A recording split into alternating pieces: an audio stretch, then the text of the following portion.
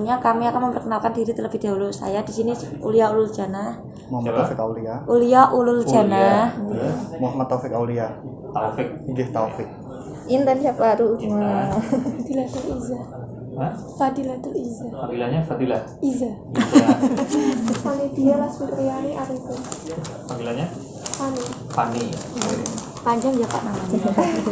Kuliah Taufik Intan Iza Fani. Fani. Simpel aja. Nah, kita Ini siapa?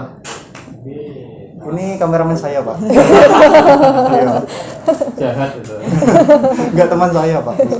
Nah, kemarin itu kita kesini tuh atas rekomendasi dari Intan. Kita kan udah mepet banget, udah mau UAS tuh Pak. Nah, kita nggak dapet, apalagi ini tuh di kayak badan-badan lembaga-lembaga di desa tuh masih baru mau tutup buku gitu loh, masih kayak si Nah, Intan gini, yaudah kita coba aja ke BPS aja. Yeah. Nah, alhamdulillahnya dari sini menerima Welcome. Alhamdulillah. dan alurnya tuh tugas kita tuh nggak sulit-sulit banget Pak. Terus? Jadi kita tuh di sini tidak akan mempersulit narasumber karena kita sudah dibantu. Terus? Nah, di sini tuh kita mau tanya-tanya terkait tentang Badan Pusat Statistik. Kabupaten Kudus ya. Iya, Pak. Catat Besti. Jawaban bapaknya. Karena nanti kita mau dibikin laporan. Jangan udah direkam, tinggal diputar lagi lah. Oh ya, Ding. Nah, Ambil Tapi ya nggak apa-apa kita. Substansinya sih. ya lebih ke intinya aja. Nah, Badan Statistik itu tuh apa sih, Pak? Nah, Badan Pusat Statistik itu apa sih, Pak? Apa? Iya. Badan Pusat Statistik itu lembaga non kementerian di bawah Presiden yang bertanggung jawab untuk menyelenggarakan statistik dasar di Indonesia. Lembaga survei gitu kan, Pak? Jatuh ikut ke lembaga survei atau enggak? Iya. Ya enggak dong. Enggak. Lembaga survei itu namanya statistik sektoral. Oh. Statistik khusus. Kalau statistik sektoral itu yang dilakukan oleh Pemda. Jadi kalau teman-teman mahasiswa nanya berapa pengangguran di Kudus, itu ada di BPS. Oh. Tapi kalau nanya siapa saja yang nganggur, itu di Dinas Tenaga Kerja. Oh, jadi di sini kita pusatnya yang mengelola data gitu, Pak. Iya, secara makronya, statistik dasarnya, gitu. Jadi kalau sudah sektoral, yang BNP address misalnya, berapa kemiskinan di Kudus, kami ngitung perkiraan pakai survei. Lebih ke riset Tapi berarti, kalau Pak. sudah nanya, ya kami metode statistik, Iya. pakai metode statistik. Tapi kalau sudah nanya siapa saja yang miskin, di mana saja, dinas sosial. Gitu. Jadi kalau ke induknya nanti ada anak-anaknya gitu. Kita yang Iya, punya kita datanya. makronya. Mereka yang mikronya. Ya, Nah, dalam melakukan riset tadi atau pengumpulan data tadi, itu pelayanannya seperti apa, Pak? Seperti kayak dari pelayanan atau riset. Riset itu sebagai salah satu yang utama dari pekerjaan kita untuk mendapatkan data. Nah, data yang dihasilkan itu baru kemudian kita publikasikan. Salah satunya di sini di pelayanan statistik terpadu untuk masyarakat. Jadi kalau pelayanannya itu dalam bentuk memberikan data yang sudah matang kan gitu. Tapi kalau survei itu pekerjaan untuk menghasilkan data tadi. Jadi survei itu bukan pelayanan. Iya. Yang ditanya surveinya apa pelayanannya? Jadi kan pertanyaannya Maksudnya apa ya? survei pelayanan toh? Nah itu salah gitu. Pelayanannya. Kalau pelayanan berarti ini salah satunya yang secara offline di sini statistik terpadu. Apa saja pelayanannya bisa dilihat di sini ya. Ada publikasi statistik digital, publikasi statistik cetak, konsultasi statistik, rekomendasi statistik. Nah, dalam melakukan pelayanan Survei. atau surveinya itu pasti Survei kan apa pelayanan? survei. Ya survei sekarang. Pasti kan melibatkan masyarakat. Nah, itu dari masyarakat dulu langsung datanya diolah di sini gitu, Pak. Apa dari sini turun ke masyarakat. Kayak kamu yang kemarin itu kan kamu turun ke masyarakat kan. Langsung. Dari pihak sini melakukan pendataan di masyarakat kan, Pak, kayak seperti apa kayak gitu atau enggak? Oh gitu. Gini maksud saya pertanyaannya. Bingung toh? Nah, pengumpulan cara pengumpulan Dia datanya. membandingkan yang dimaksud dari masyarakat itu mungkin registrasi. Jadi bedanya survei, sensus dan registrasi ya. Jadi kalau seperti kantor kecamatan, kantor kelurahan, itu namanya registrasi. Dia menunggu laporan dari masyarakat. Ada yang meninggal, ada yang lahir, nanti lapor ke bidan desa kemudian ke puskesmas, nanti data dari kecamatan dikompilasi jadi profil kecamatan. Tapi kalau di BPS sifatnya bukan registrasi, tapi sifatnya survei. Jadi yang proaktif, mendatangi responden survei, kemudian ditanyakan pertanyaannya dari kuesioner, datanya nanti diambil, diolah, ditabulasi, jadi publikasi, disajikan ke masyarakat. Beda ya? Iya. Oke. Kalau bingung bilang lo ya. Enggak. Siap, Pak. Enggak ya, Siap. oke. Sudah tercatat. Nanti diputar lagi insya Allah ngerti. Alhamdulillah. Kalau nggak ngerti tanya Mbak Intan, tenang aja. Nah, dalam keterlibatan Badan Pusat Statistik ke pemerintah itu seperti apa sih Pak?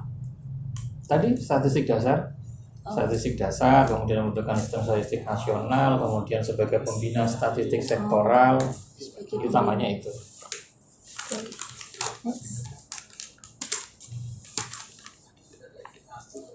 Oh, nah, prestasi apa saja sih Pak yang sudah ada di Badan Pusat Statistik? Kabupaten Kudus. Iya. Prestasi. Iya. Prestasinya kalau pengen lihat lebih lengkap nanti ke atas, ke aula, ada piagam-piagam penghargaan ditempel di dinding semua nih. Boleh ke atas berarti, BPS Pak? Kudus gitu kan? Boleh ke atas berarti nanti. Boleh nanti. Dokumentasi boleh ya? Boleh dokumentasi Siap, ada Pak. di sana gitu. Jadi kalau disebutin udah terlalu banyak Sudah terlalu gitu. Iya, Pak. Tapi kalau tanya inovasi saya jawab prestasi masalahnya kan. Nah, inovasinya apa aja Pak? Oh inovasi. Inovasi yang tercatat itu yang pertama nih ruangan PST yang nyaman. Ini kan satu-satunya nih di Indonesia yang ikonik, Keren, Pak.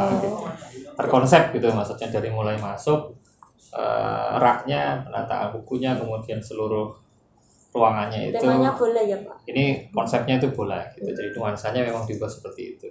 Biasanya kan kalau di perpustakaan layanan terpadu itu kan kaku ya, menyeramkan gitu ya.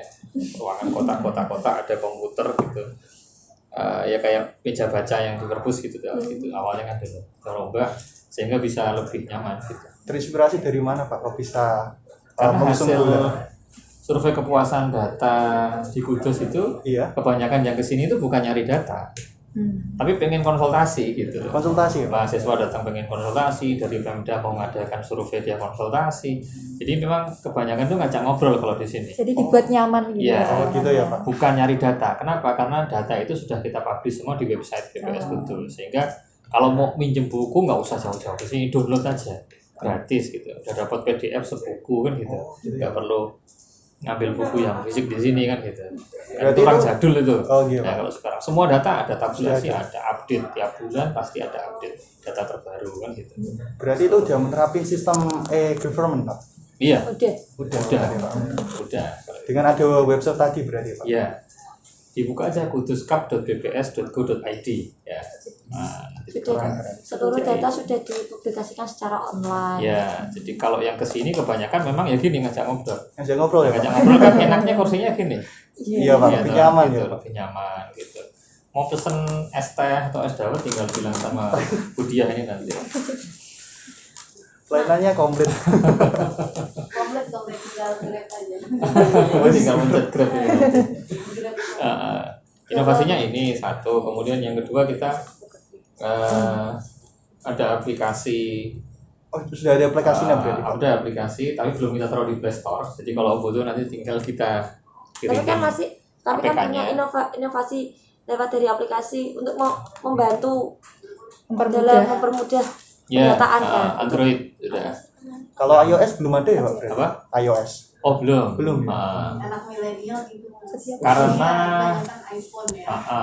Iya, Bu. ya nanti ke depan bisa sih kita develop. Amin, Kan amin. tinggal ganti dikit ya. Yang penting kan enggak pure 100% manual kan, sudah dibantu melalui kayak lewat elektronik website terus Setiap, aplikasi lewat website kan sudah dibantu gitu kan Pak, enggak manual ya natet pakai Kertas, pulpen enggak kan. Lah itu website udah. Ya udah mengurangi sistem pencatatan Enggak, manual. kita enggak nyatet enggak usah ngapain. Enak banget ya, Pak. Gitu. Gimana apalagi Terus Mungkin yang saya tanyakan soal apa namanya, kerjasama dengan pihak swasta, Pak, ada nggak itu, Pak? kerjasama dengan pihak swasta. Iya. badan-badan swasta. Kalau surveinya kayaknya ada ya Pak. Oh, kalau kerjasama itu kan Di semua hampir swasta yang diputuskan jadi responden survei kita ya. Iya, Iya, apa Entah itu saja Pak? Jarum, Politron, Oh, nah, itu Aeronaut, saja. segala macam itu ya. Semuanya Sukun, semuanya menjadi responden aktif kita. Tiap bulan pasti minta data dari mereka untuk perkembangan ekonomi dan lain sebagainya. Oh iya tetap itu. Itu survei apa Pak namanya Kak lupa? Banyak. Banyak. Survei itu harga produsen. Kalau di pasar-pasar itu survei harga konsumen gitu. Tiap minggu itu ada update itu. Oh berarti itu tetap Nanti ada dari hitung-hitung Badan Pusat inflasi. Statistik Pak. Iya. Kalau di atas. Kan tiap bulan kita ngerilis inflasi. Inflasi yang ada di sini, Pak. Kalau mau ikut boleh. Wah, asik, Pak. Rilis inflasi. Biasanya wartawan pada ikut tuh sama dari Polres dari tiap bulan kita rilis tiap awal bulan. Di Kudus, Kabupaten Kudus, inflasinya sekian gitu. Dipengaruhi oleh apa saja, harga yang naik di mana saja gitu. Kita rilis hasil dari survei kita itu. Terus dalam keterlibatan perempuan dalam kemitraan ini, lembaga ini berapa persen ya Pak kira-kira Pak? Kalau mitra kita dulu kebanyakan malah perempuan. Perempuan Pak? Kebanyakan. Tapi kita tidak membedakan itulah gitu. Yang Berarti- penting dia pintar, mampu, cakap gitu. Good looking. Tidak ada diskriminasi gender gitu kan Pak lebih. Enggak ada. Tapi Nggak kalau ada, good ya? looking mungkin ada tadi. Aduh. Ini loh bukan yang ngomong loh. Bukan saya dimarahi istri saya nanti. Enggak Pak. Nah, dalam selama pendataan di Badan Pusat Statistik itu apakah ada evaluasi yang dilakukan Pak? Evaluasi per bulan atau evaluasi yang di Ada, pasti ada. Jadi evaluasi yang pertama itu kalau evaluasi data itu namanya konsistensi ya. Jadi Konsistensi. ketika sudah selesai itu kita lihat konsistensinya. Misalnya kalau pas di lapangan itu kan kadang karena capek wawancara ngikut apa kata responden. Oh gitu ya Pak. Setelah sampai sini, setelah kita olah, ini kok ada data yang aneh, maka perlu cek ke lapangan lagi gitu. Cross check gitu ya. Perlu cross check lagi. Misalnya perempuan misalnya, umurnya sekarang 50 misalnya. Setelah kita cek anak pertamanya umurnya udah 40 misalnya, dari tanggal lahir. Iya. Maksudnya 10 tahun udah lahiran kan gitu. Oke. Nah, perlu kita cek gitu. Terus bisa kita cek lagi di pernikahan pertamanya misalnya pas kita tanya. Konsistensi di situ maksudnya. Konsistensi salah satunya gitu. Terus misalnya kerjaannya apa guru, tapi kalau ditanya apakah bisa baca nulis ternyata jawabannya tidak. Tidak. Berarti kan gitu ada ya, Pak. sesuatu yang Salah. gitu. Jadi rumit kalau bicara Anda sudah pernah ya survei ke lapangan itu tidak semudah hanya nanya dijawab tulis enggak. Iya. Oh gitu ya Pak. Konsistensi itu juga perlu, makanya perlu dilatih dulu gitu. Dilatih dulu. Jadi kita nggak nurut dengan responden. Misalnya nanya umur ya, Oke. nanya umur ke responden. Kalau kecenderungan masyarakat Indonesia itu umurnya terakhiran kalau nggak 0 itu pasti 5. Kalau yang nggak ngerti ya. Misal orang tua nih tanya, "Mbah pinten yusmane?" 60, 70, 65. Nah gitu. Pasti Berarti yang akhirannya kalau nggak belakangnya- 0 5. Iya gitu. Oh. Padahal kalau kita lebih dalemin lagi Mbah ini, kita tanya 3 tahun yang lalu, jawabannya 70.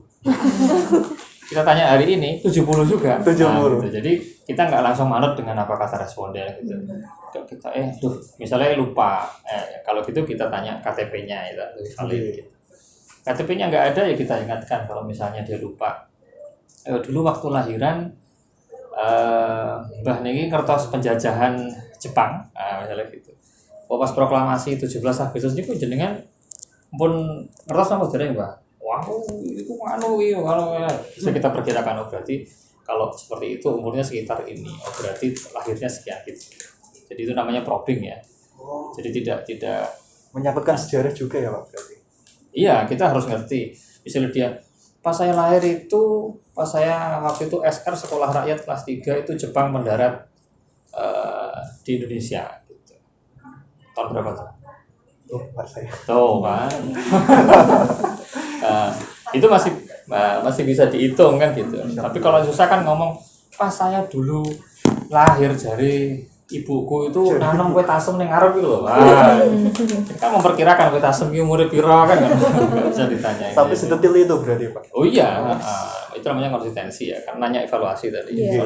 Jadi kita suruh ulang lagi ke lapangan biasanya kalau ini tadi makanya saya agak lama kan ilmu ini cacah di lapangan, cacah SPH kan, sebagai biaya hidup gitu. lagi ngitung berapa rumah tangga, kemudian ada yang tidak konsisten gitu, dan hari ini ditunggu pusat, jadi kan harus konfirmasi lagi ke lapangan. Itu evaluasi data. Kalau evaluasi mitra ya dilihat kinerjanya gitu, apakah sehingga dia recommended untuk nanti direkrut lagi, atau kalau ada catatan hitam berarti wah ini nggak recommended nih, nah kan gitu. Berarti udah di blacklist gitu ya Pak? Ya gitulah. Biasanya itu karena apa Pak? Karena tidak di blacklistnya itu karena tidak apa? Ya biasanya kesalahan fatal sih kalau di blacklist, misalnya ngarang data, nggak ke lapangan. Harusnya misalnya ke rumah-rumah, listing itu kan ke rumah-rumah harusnya. Tapi dia cuma datang ke rumah Pak RT nanya, Pak di sini yang di sana berapa orang Pak, yang di rumah di situ kerjanya apa, kan itu nggak boleh harusnya, misalnya gitu. Oh, harus Padahal perangkat desa banyak gitu ya. Ya menurut kita itu salah kalau Iya, memang Pak. SOP-nya harusnya ke rumah. Nggak bisa diperkirakan itu. Walaupun kenal, siapa tahu sekarang udah nggak di situ lagi gitu. Ada orang pindahan baru misalnya udah di situ nggak lapor, kan bisa juga. Bisa juga Sehingga ya. harus tetap didatengin ke rumahnya. itu nanti berpengaruhnya di pusat ya Pak. Iya, nanti data kita nggak valid kan. Ya, gitu. Padahal kan kita buat rapotnya Pemda nih. Kemiskinannya berapa, penganggurannya berapa, pendapatan per kapitanya berapa. Ya kemarin lah, ini upah minimum kabupaten. Iya. Kan rame tuh, banyak demo segala macam. Kan datanya dari kita salah satunya. Oh, dari sini dulu. Nah kalau itu dari lapangannya nanti ya bagus, berarti penghitungannya salah. Nah, jadi tanggung jawab kita. Cepet-cepet banyak ya sis. Ya mungkin teman-teman ada yang mau tanya real ini. Dalam melaksanakan riset atau pendataan tadi itu apa kendala-kendalanya sih, Pak, selama apalagi ini kan baru pandemi sih. Nah, kendalanya tuh apa aja? Kalau kendala yang utama sebenarnya kalau di Indonesia ini kan keterbukaan data ya, terutama perusahaan besar, gitu, perusahaan besar. Kita kalau misalnya ke Jarum, nggak boleh nyebutkan ya, jangan di. Nanti saya sensor Pak. Misalnya kita ke perusahaan besar itu kan ya tidak semuanya langsung ngasih data, Oh gitu ya Pak. kan sulit ya. Sama per individu juga kayak gitu loh Pak. Bilangnya kerjaannya ini tapi gajinya sekian, cuma didikitin gitu loh Pak. Enggak sesuai dengan kerjaan. Untuk pendapatan per kapita, pengeluaran per kapita itu kita biasanya ngitungnya, mensiasatinya bukan dari jawaban dari pendapatan, tetapi dari pengeluaran pendekatannya. Karena kalau orang Indonesia, ya bapak ibunya lah misalnya ditanya, berapa Bu penghasilannya, mesti yang dikatakan itu yang kecilnya gitu. Paling 10 juta, enggak, paling 5 juta gitu. Boleh 5 juta gitu. Tapi kalau kita tanya pengeluaran, dia akan jujur. Bu, nyun sewu pengeluaran sebulan pinter Bu, kangge listrik, kangge bensin, kangge jatah sekolah, kangge ini, sebagai nanti dia akan cerita. Oh, saya susah mah listriknya wis wong. Cacah sekolah itu sing IAIN iku anakku tiap bendino iku nggo pulsane wae ya gitu. Sekian terus catat total 6 juta. Jadi perkiraan. Terus jenengan saya nabung napa mboten? Iya nggo nyiapke cacah wae saya nabung ya sekitar sejutaan. Oh, berarti sekitar 7 juta sebulan kan gitu. Jadi jangan percaya lah jawab 5 juta tadi. Oh iya sih Pak. Mereka ngiranya ngasih bantuannya. Pasti. Ini tuh dulu sering curhat aku. Iya Pak, gitu emang. Aku dikira mau ngasih bantuan. Nah itu udah tahu kendalanya. Oh mungkin mau saya tanya Pak gitu. soal apa namanya inovasi pelayanan pada saat pandemi ini kayak gimana ya Pak? Pandemi kita lebih banyak online. Lebih banyak online ya Ya, berarti? banyak. Hampir tidak ada tamu ya selama pandemi. Semuanya kita arahkan ke website. Kalau ada sosialisasi, kita sosialisasikan website kita, gitu lebih banyak di sana kita perbaiki biar lebih mudah diakses. Terus update terus tiap bulan. Di tiap bulan minimal ada 10 tabel update pasti gitu. Jadi setahun kan ada 120 tabel. Belum publikasi ya. Publikasi tahun kemarin kita menerbitkan sekitar 26 kalau nggak salah buku. 26 buku. Keren. Ya, ini kan kecamatan dalam angka aja 9 tiap tahun terbit. Gitu ya Pak? Iya, kecamatan dalam angka. Tuh, ada Mejobo, ada pokoknya tiap kecamatan kan terbit tiap tahun. Itu dalam angka terbit, ya. Itu dalam angka. Terus PDRB, ketenagakerjaan. Produktif sekali ya Pak ya. Ya memang itu kerjaannya. Outputnya itu, gitu. Hasilnya itu. Gitu. Nah, aku baru tahu sekali. Iya. Gimana minat kerja di BPS? Siap Pak, siap Pak. Nah, nanti kacamata tebel kayak Budia tuh. Oh, siap Pak, siap. Itu udah tebel. Ini mah gaya aja. Enggak. Nah, kayak anak saya yang SMA juga gini kadang pakai kacamata, gaya aja. Saya sebenarnya silinder Pak. Oh gitu. Iya. Aku nggak silinder, cuma minus. Minus. Oh Biasa. gitu. Enggak parah. Iya iya iya. Ada channel YouTube-nya atau enggak Pak ya? Channel YouTube. Iya, Pak. Ada tapi jarang update. Bakal dihidupkan lagi. Ada tapi jarang update. Lebih seringnya ke Instagramnya website. juga ada. Instagram Ya, ada. Instagramnya juga ada. Jangan lupa di follow. Tapi memang belum ini untuk milenial atau bukan milenial lagi nih, generasi Z ya. Pak, belum adminnya belum, terusnya kan ya bahasa medsos IG gitu ya. Iya. Kita masih kaku lah kalau Iya, di situ. Iya. Terus Siap. ada kegiatan segala macam. Kalau mau jadi volunteer boleh nanti. Oh, siap Pak. Open recruitment gitu Ah, apa? Admin apa itu? Sosmed. Media sosial, media Jangan-jangan sosial. ada yang selebgram. kayaknya ya semua nih. Lebih nggak. Tapi biasanya kalau pemikiran politik Islam kan serius-serius gitu ya. Enggak sih, kita Santai, Pak. kompleks sih. Enggak, kalau kita tuh pemikiran politik Islam itu di semester 1, 2, 3 kita masih ke Islam. Cuman kalau di 4, 5 kita udah kayak ke Menjurus ke politik. udah universal, kita udah belajar HI, politik luar negeri. Terus Jadi keren-keren loh ini. Siasi politiknya ini. ya, Alhamdulillah. terus dan kita juga Di Islam siasat syariah gitu. Dia guys. Fikih siasah Pak. Fikih di siasat. siasa itu deh di semester 1, 2, 3 itu Hafal kan berarti udah.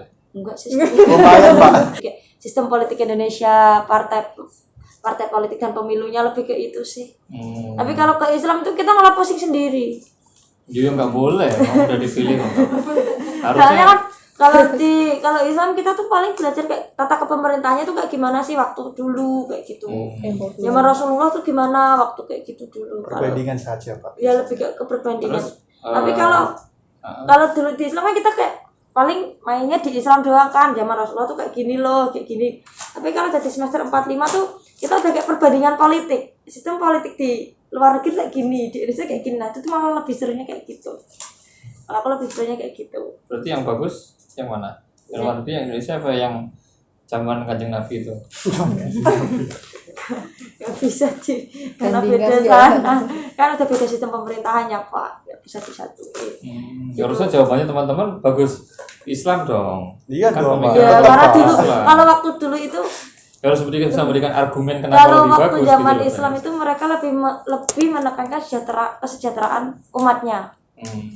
Jadi kayak ekonomi distabilkan agar tidak ada pencurian atau apa. Nah, Menstabilannya gimana caranya? Hukumnya kuat waktu banget ya. dulu tuh zaman Rasulullah itu kan zaman Rasulullah kan Ini yang wawancara ganti saya ya nggak apa-apa.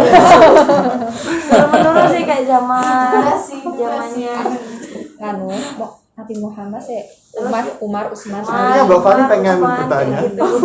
Gimana Mbak? Gimana kan? Bentar, nanya dulu deh. Nanya Nanti dulu. nanti saya ganti wawancara. Iya, Pak, siap. Ya. Nambah ilmu ya Pak, kita sharing gitu. Sebelum kesini yang kesini kemarin ekonomi Islam. Oh gitu ya Pak. PKL. Oh, benar. 3 bulan ya di sini ya. Ya itu saya tanya-tanya juga biar tambah pinter lah. Ayo baca lagi kita diskusi sih. Baca tentang ekonomi Islam kita diskusi. Ekonomi Islam, kalau kita ekonomi politik. Ini politik Islam, ini politik Islam. Oke. Kalau ekonomi. Gimana, Gimana, ada Pak? yang mau ditanya? Siapa? Gimana Mbak Iza? Mbak Fani? Ya, cukup. Ini laporannya udah Terus cukup. tanya ini. 3.000 kata udah cukup ini. 3.000 kata udah 3.000 cukup. kata matematik. Sedikit itu. Belum skripsi ya kan Pak? 3.000 kata itu paling 10 12 ya sekitar 12 halaman. Gimana Mbak? Gimana? Benar.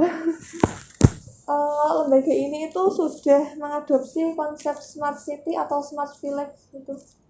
Kalau smart city sama village itu di Pemda dong. Oh, di sini. di pemerintah Smart daerah city ya. kan pemerintahan daerah ya, kota yang cerdas gitu. Tapi kita masuk tim smart city-nya Kudus. Oh, Ya, masuk ke terutama timnya. untuk dalam hal satu data Indonesia. Nah, itu kan pembina strategi sinkronnya kan di BPS.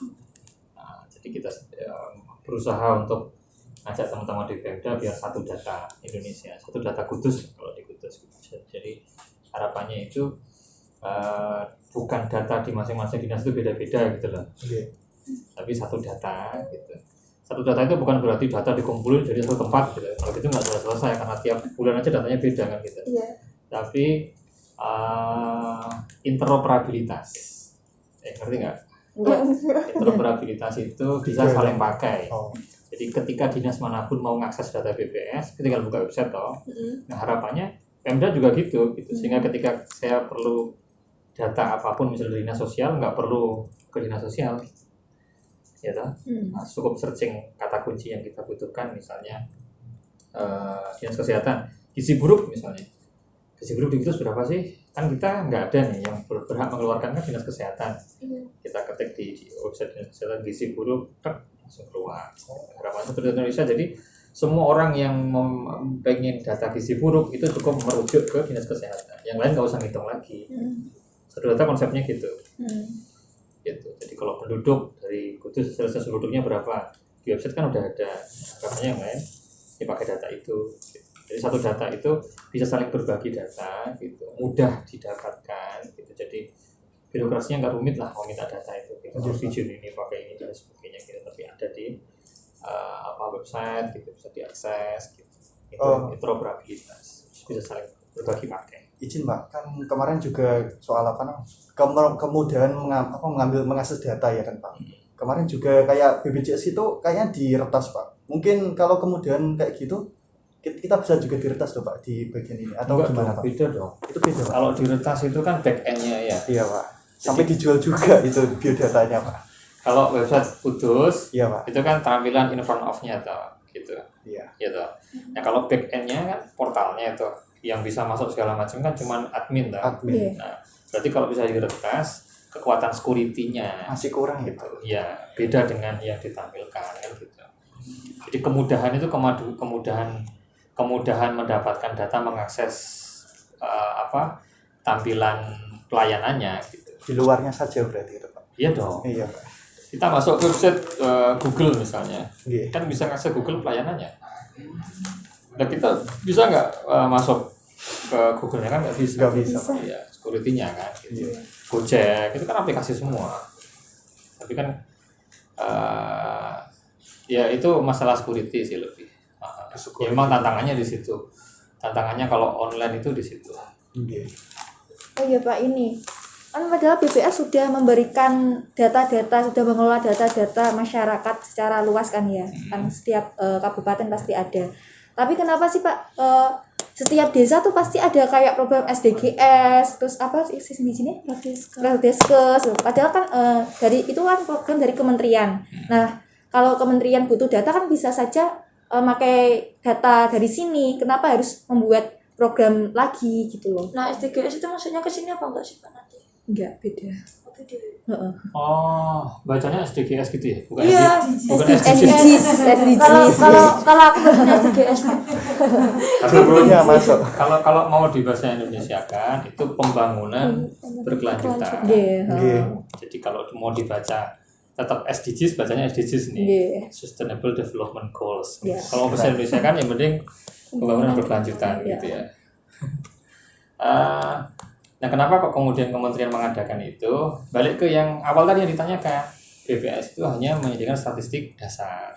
Jadi kalau bertanya SDGs kabupaten Oke, itu berapa yang kemudian angka misalnya buta huruf, berapa yang buang sampah di sungai, ada berapa persen masyarakat Kudus dan sebagainya, saya ada BPS. Tapi kalau jenengan tanya desa ini ada berapa yang, nah itu nggak ada di sini. Iya. Nah jadi kementerian itu pengennya SDGs-nya itu bukan lagi sekabupaten provinsi, tetapi Per sudah rumah. per Enggak. desa. Per desa kan itu. Desa gitu. dan Harapannya kan rumah nanti tangga. ya rumah tangga itu kan nanti menggambarkan desa. Iya. Nah kalau kita tidak bisa menggambarkan itu karena kan kita sampling survei. Survei itu kan bisa memperkirakan menggambarkan sekabupaten, tapi kalau sudah kecamatan ini berapa, desa ini berapa, itu nggak bisa. Nggak bisa ya Pak? Ya nggak bisa dong. Kok bisa gimana? Pernah belajar sampling toh? Sudah Pak. Nah, sampling itu kan kayak kita masak nasi goreng nih. Oke. Untuk tahu nasi goreng ini udah matang atau belum, pedes atau enggak gitu. Iya. itu kan kita cukup ngambil upo siji apa loro gitu. Nggih. Nggih. Tapi ngambilnya itu tidak boleh pilih-pilih sebelah sini, sebelah sini, sebelah sini 3 kali. Oh, udah matang. Oh, pedes atau enggak? Kan bukan makan semua upo itu kan. Iya. Itu buat- Iya, Itu Pak. makan. Nah, itu bukan sampling sampling. gitu. Sampling ya, Pak. Jadi kayak di Kudus itu kan Susenas itu sekitar berapa? 230 ya? Samplingnya ya? Sampling. Apa 350 gitu, sekitar 300 lah, 300 rumah tangga. 300 rumah tangga, tapi itu sudah dianggap bisa merepresentasikan Kabupaten. semua orang Kudus yang sekitar 850.000 orang itu. Berarti kalau terkena dampak banjir juga ada juga sampling ya itu, Pak. Ya kalau samplingnya memenuhi kaidah statistik, mau pakai SRS atau pakai apa ya, Nggih. nanti yang cocok itu kan sudah bisa menggambarkan semua masyarakat. Berarti tidak per individunya enggak ya, Pak? Ya enggak, kalau survei, kalau per individu namanya sensus. Sensus ya. Nah kalau SDGs tadi balik ke SDGs, dia pengennya kan desa. Iya. Desa berarti kan memang pendataan kesemuanya dari masyarakat desa itu. Merata. Nggih. Tapi kan sekarang belum selesai tau? Belum selesai loh SDGs. Belum selesai. Saya Pak RW loh ini. Wes keren. Saya belum Mantap juga. mengumpulkan, Pak. Oh, saya ketua RW jadi ngerti posisi desa saya yang SDGs itu juga belum selesai sampai sekarang. Desa mana, Pak? Di Pati saya. Pati. Wes keren. Kerjanya di Kudus ya, Pak. Iya, gitu. Jadi nggak mudah karena posisinya yang nggak ada pendata khusus, bukan kayak kita dilatih kemudian nanti jadi ini diterjunkan honornya jelas kan gitu. Itu kan kemarin ngandelin Pak RT yang jadi penyacah Pak RT. Iya, benar. Yang entry Pak RW. Iya. Ya kalau yang entry udah biasa sih ya. Nah, Pak RT itu data kan ya tanpa dilatih itu kan persepsi masing-masing jadi persepsi masing-masing. Misalnya di manakah rumah tangga ini biasa membuang sampah, ya itu kan pilihannya ada di sungai, ada di tempat pembuangan akhir, ada kan persepsinya masing-masing. Misalnya bapaknya buangnya di lubang, ibunya biasanya buang di sungai, anaknya biasa buang di mana? Diisi apa itu? Si ibu.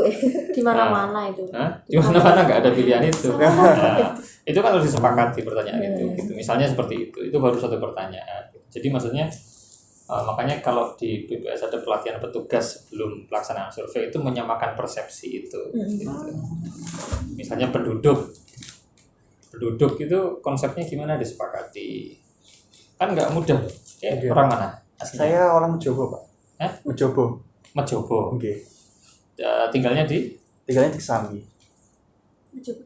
Kesambi sama Mejobo itu. Maksudnya kan desanya Kesambi saya. Desa Tapi Kesambi.